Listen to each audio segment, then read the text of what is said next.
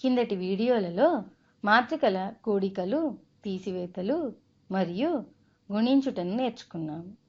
కావున ఈ వీడియోలో మనము మాత్రికలను భాగించాలి లేదా మాత్రికల భాగాహారం నేర్చుకుంటున్నామనుకుంటే మీరు పొరబడ్డారు. ఈరోజు ఈ వీడియోలో విలోమ మాత్రికలను గురించి నేర్చుకోబోతున్నాము.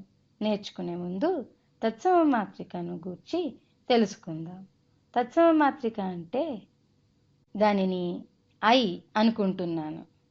అప్పుడు ఈ ఐ మాత్రికను ఏ మాత్రికతో గుణించినా, అంటే మాత్రిక ఏ అనుకుందాం, I into A equal to A లేదా A into I equal to A వస్తుంది. చూడండి, మాత్రికలను గుణించడంలో ఏ వరుసలో గుణిస్తున్నాము అన్నది చాలా అవసరం. కానీ తత్సమ మాత్రిక ఐను వేరే మాత్రికతో ఏ క్రమంలో గుణించినా అదే మాత్రిక వస్తుంది. చూడండి, ఇలాగా ఇది చతురస్ర మాత్రికలకు మాత్రమే వర్తిస్తుంది. I into A equal to A into I equal to A అన్నది వర్తిస్తుంది. ఒకవేళ చతురస్ర మాత్రికలు కాకుంటే ఒక్క విధంగానే పనిచేస్తుంది. తత్సమ మాత్రిక చూడడానికి ఎలా ఉంటుంది? 2x2 మాత్రిక అనుకుంటే అది 1 0 0 1 అవుతుంది. అదే 3x3 మాత్రిక అనుకుంటే 1 0 0 0 1 0 0 0 1. అదే 4x4 తత్సమ మాత్రిక అనుకుంటే అది 1 0 0 0 0 1 0 0 0 0 1 0 0 0 0 1 అవుతుంది. అదే n/n తత్సమ మాత్రిక అయితే చూడండి, అన్ని మాత్రికల్లోనూ కర్ణం పొడవునా 1 ఉండి మిగతా అన్ని సున్నాలున్నాయి. తత్సమ మాత్రికతో ఏ అనే మాత్రికను గుణించి చూద్దాము. 1 0 0 1 into A B C D equal to మొదటి అడ్డు వరుస ఇంటూ రెండవ మాత్రిక మొదటి నిలువు వరుస, ఏ మొదటి అడ్డు వరుస ఇంటూ రెండవ మాత్రిక రెండవ నిలువు వరుస అంటే బి వస్తుంది. అలాగే రెండవ అడ్డు వరుస ఇంటూ రెండవ మాత్రిక మొదటి నిలువు వరుస సి వస్తుంది. రెండవ అడ్డు వరుస ఇంటూ రెండవ మాత్రిక రెండవ నిలువు వరుస డి వస్తుంది. చూడండి, లబ్ధ మాత్రిక ఏ బి సి డి వచ్చింది. మొదటి మాత్రిక అడ్డు వరుసల సమాచారము మరియు రెండవ మాత్రిక నిలువు వరుసల సమాచారము ఈ లబ్ధ మాత్రికలో ఉంటుంది. 3x3 తత్సమ మాత్రికను వాడి కూడా ఇలాంటి ఫలితాన్నే పొందవచ్చు. లబ్ధ మాత్రికలో మొదటి మాత్రిక అడ్డు వరుసలను రెండవ మాత్రిక నిలువు వరుసలతో గుణించి కూడి రాస్తే, కావున 0 ఉన్న పదాలతో గుణించితే 0నే వస్తుంది. 1తో గుణించినది మాత్రమే ఉంటుంది. కావున మొదటి పదములో ఏ వచ్చింది, అలాగే రెండవ పదము బి, మూడవది సి మరియు నాలుగవది డి వచ్చింది. ఇలాగనే 3x3 లేదా 4x4 తత్సమ మాత్రికతో గుణించిన ఇలాగే వస్తుంది. మనకి సాధారణ గుణించటంలో 1 ఇంటూ ఏ ఈక్వల్ టు ఏ అని, అలాగే 1/a into A equal to 1 వస్తుందని తెలుసు కదా. 1/aని ఏ యొక్క గుణన విలోమం అంటాము. అలాగే మాత్రికల్లోనూ చేయవచ్చును. అంటే ఏ ఇన్వర్స్ ఇంటూ ఏ చేస్తే మనకి తత్సమ మాత్రిక రావాలి, లేదా ఏ ఇంటూ ఏ ఇన్వర్స్ యొక్క లబ్ధ మాత్రిక తత్సమ మాత్రిక కావాలి. ఈ సమీకరణం చూస్తే ఏ ఇన్వర్స్ మాత్రిక ఏ మాత్రిక యొక్క గుణన విలోమం.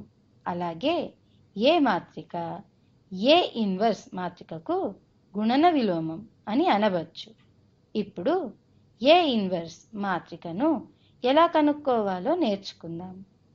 ఒక 2x2 మాత్రికకు విలోమ మాత్రిక అంటే ఇన్వర్స్ మాత్రికను కనుక్కుందాము. 3x3 మరియు 4x4 మాత్రికల విలోమ మాత్రికను కూడా కనుక్కోవడం 2x2 మాత్రిక లాగానే, కానీ 2x2 మాత్రిక కన్నా కొద్దిగా కష్టం. చెప్పాలంటే మాత్రిక కొలత పెరుగుతున్న కొద్దీ విలోమ మాత్రికను కనుక్కోవడం కష్టమవుతూ పోతుంది. చూడండి, ఒక 2x2 మాత్రికను రాస్తాను. A = A B C D అనుకుందాం. విలోమ మాత్రిక A inverse = 1/A × D - B × C. ఈ AD - BCని మాత్రిక A యొక్క డిటర్మినెంట్ అని అంటాము. ఇది ఒక స్థిర సంఖ్య. ఇది ఇంటూ ఏని డికి బదులు, అలాగే డిని ఏకి బదులు రాసి బి మరియు సిని -b మరియు -cగా రాయాలి. ఈ ఏడి -bc అన్నదాన్ని డిటర్మినెంట్ అని అంటాము. వచ్చే వీడియోల్లో దీన్ని గురించి నేర్చుకుందాం. కానీ ఈ వీడియోలో మాత్రం దీన్ని గుర్తుపెట్టుకుని ఏ ఇన్వర్స్ను కనుక్కోవలసి ఉంటుంది. ఏ యొక్క డిటర్మినెంట్ని ఏ రాసి ముందు వెనక 2 నిలువు గీతలను గీసి గుర్తిస్తారు. కావున నిలువు గీత ఏ నిలువు గీత అన్నది ఏ యొక్క డిటర్మినెంట్ని సూచిస్తుంది. దాని విలువ AD - BC. కావున ఏ ఇన్వర్స్ను 1/A × D - B - C A గా కూడా రాయవచ్చు. ఒక ఉదాహరణను తీసుకుని ఇన్వర్స్ ఎలా కనుక్కోవాలో చూద్దాం. B అనే మాత్రికను తీసుకుందాం. B = 3 - 4 2 - 5. ఇప్పుడు B ఇన్వర్స్ని కనుక్కుందాము. B ఇన్వర్స్ = 1/B యొక్క డిటర్మినెంట్ ఎంత?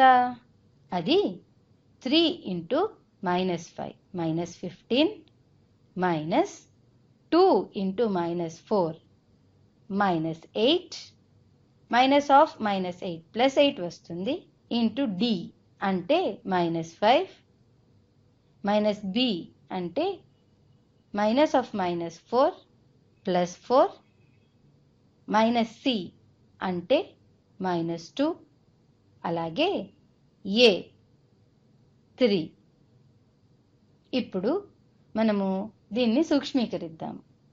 P ఇన్వర్స్ = 1/-15 + 8 విలువ -7 ఇంటూ -5 4 -2 3. -1/7తో లోపలి వాటిని గుణిస్తే +5/7 -4/7 +2/7 -3/7 వచ్చింది. ఇది నిజంగా B యొక్క ఇన్వర్సా కాదా అన్నది Bతో గుణించి చూస్తే తెలుస్తుంది. పక్కనే రాసి ఉన్నదంతా తుడిపేసి క్లియర్గా చేస్తాను. ఇప్పుడు మాత్రికలను గుణిద్దాము. B ఇన్వర్స్ మాత్రిక 5/7 -4/7 2/7 -3/7ని B మాత్రిక 3 -4 2 -5తో గుణిస్తున్నాను.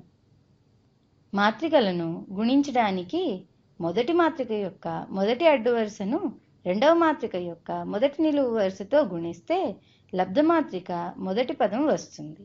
అంటే 5/7 × 3 అంటే 15/7 ప్లస్ -4/7 × 2 అంటే -8/7. రెండవ పదము ఈ అడ్డు వరుసతో రెండవ మాత్రిక యొక్క రెండవ నిలువు వరుసను గుణిస్తే 5/7 ఇంటూ -4 అంటే -20/7 ప్లస్ -4/7 ఇంటూ -5 ఇది +20/7 వస్తుంది. మూడవ పదము మొదటి మాత్రిక రెండవ అడ్డ వరుసను రెండవ మాత్రిక మొదటి నిలువు వరుసతో గుణిస్తే అంటే 2/7 ఇంటూ 3 6/7 ప్లస్ -3/7 ఇంటూ 2 ఇది -6/7 వస్తుంది.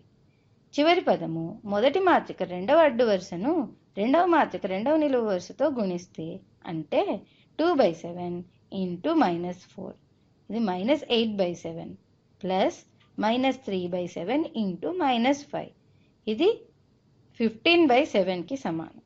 దీన్ని సూక్ష్మీకరిద్దాం. 15 - 8 7/7 1 వస్తుంది.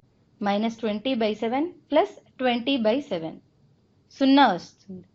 అలాగే 6/7 -6/7 0 వస్తుంది. -8 ప్లస్ 15/7 -8 ప్లస్ 15 7 కావున 7/7 అంటే 1 వస్తుంది.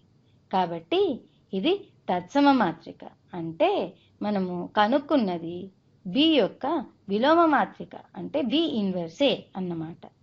ఇక్కడ B ఇన్వర్స్ ఇంటూ B చేశాము. అలాగే B ఇంటూ B ఇన్వర్స్ చేసినా కూడా తత్సమ మాత్రికే వస్తుంది. వచ్చే వీడియోలో 3/3 మాత్రిక యొక్క విలోమ మాత్రికను ఎలా కనుక్కోవాలో నేర్చుకుందాం. ఈ క్రింది ప్రశ్నలను సాధించినట్లయితే మీకు మరింత అవగాహన వస్తుంది.